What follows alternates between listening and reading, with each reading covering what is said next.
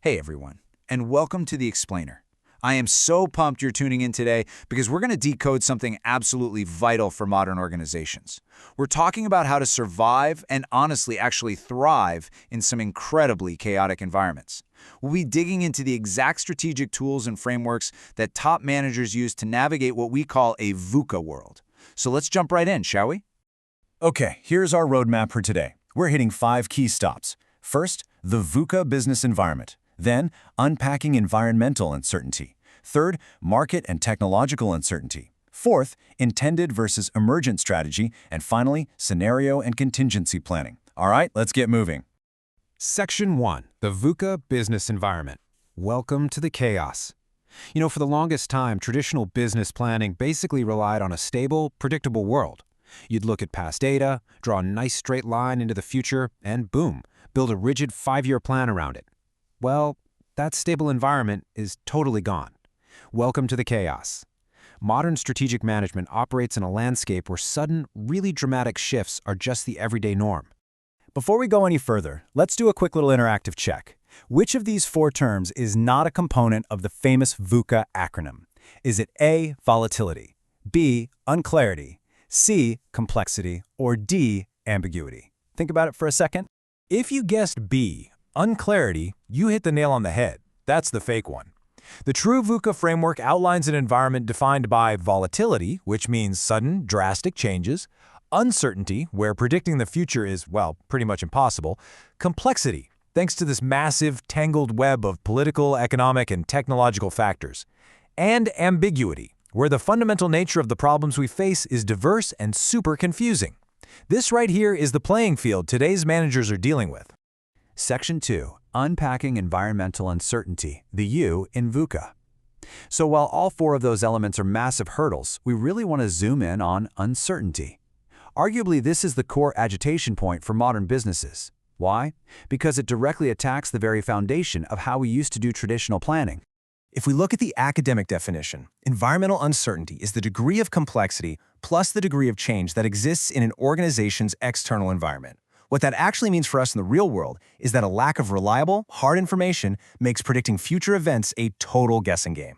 And when you can't accurately forecast the future, standard operational planning can literally become a liability. You might end up perfectly optimizing your business for a world that simply won't exist in 6 months. Crazy, right? Section 3. Market and technological uncertainty, the twin threats. This brings us to how uncertainty actually rears its head in the real world. Especially in fast-moving, emerging industries, uncertainty usually attacks from 2 very distinct directions. We call them the twin threats to an organization's survival. Okay, so on one side, we have technological uncertainty. This is the whole unpredictability of how tech will evolve, and crucially, which technical standards are going to ultimately dominate. Obviously, hindsight is 20/20, but in the heat of the moment, picking the right tech to back is a massive risk. On the flip side is market uncertainty. This deals with the unpredictability of demand. Like, will people actually buy this thing? How fast will the market grow?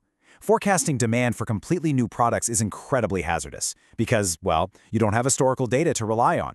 You're basically forced to use analogies or expert opinions and hope for the best. But here is a really crucial takeaway. Uncertainty isn't just a threat. It's actually a massive opportunity if you have the agility to respond. Just look at this staggering number, 460%.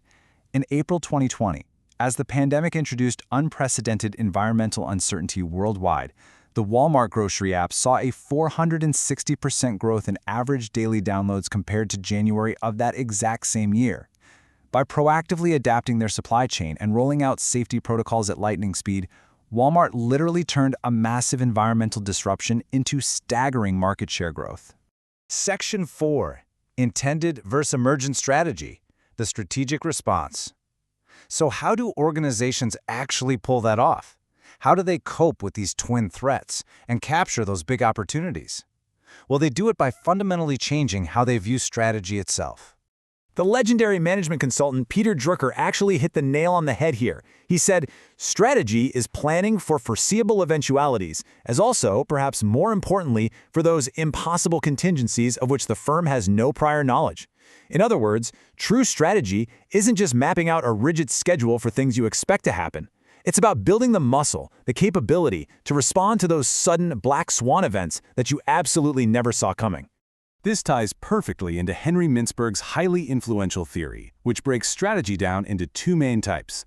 First up, you have intended strategy. This is your deliberate, rational, systematic plan. It's the beautifully formatted slide deck you design in the boardroom. But then you have emergent strategy. This is the strategy you develop on the fly. It's how you organically adapt when a rival makes a sudden move, or tech shifts overnight, or a completely unexpected crisis hits. In a VUCA world, the absolute most successful companies practice what's called planned emergence. It's a delicate balance of structural intention mixed with opportunistic adaptability. And that balance builds a continuous loop known as the strategic decision-making cycle. Take a look at this hexagonal flow on the screen.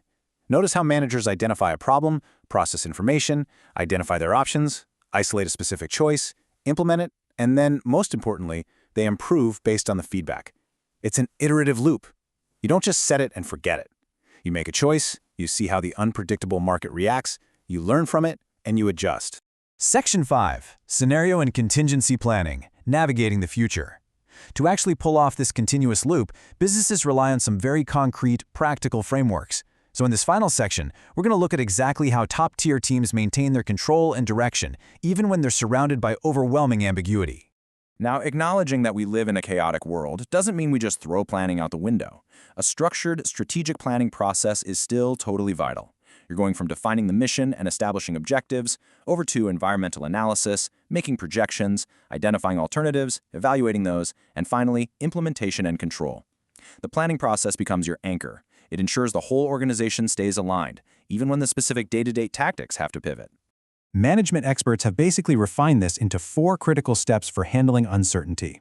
Step 1. Forecast the future environment. This means identifying emerging trends and isolating the really critical uncertainties. Step 2. Search for value-creating options under those different potential scenarios. Step 3. Choose exactly where and how to compete, creating a coherent package of actions. And step 4, honestly, the most crucial one for a VUCA world, evolve. You have to continuously revamp your strategy to maintain a good fit with the ecosystem, because the simple passage of time is naturally going to resolve some of those initial uncertainties.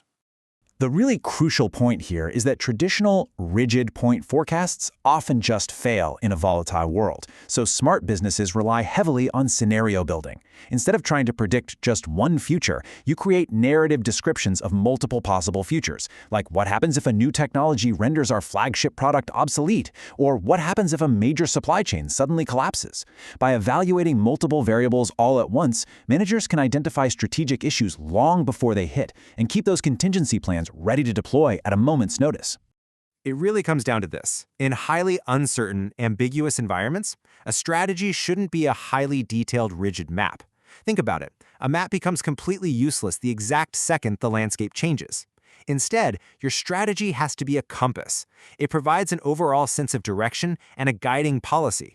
That fluidity, the ability to find your true north even when the terrain shifts under your feet, is infinitely more valuable than a fragile, inflexible plan. Which brings us right to the end of our explainer. But I want to leave you with a question to chew on regarding your own team or organization. When you look at how you operate day to day, are you relying on a rigid map that might honestly already be outdated, or are you navigating the chaos with a strategic compass? Remember, embracing uncertainty is the very first step to mastering it. Thank you so much for hanging out with me today on this deep dive into the VUCA world, and hey, keep navigating.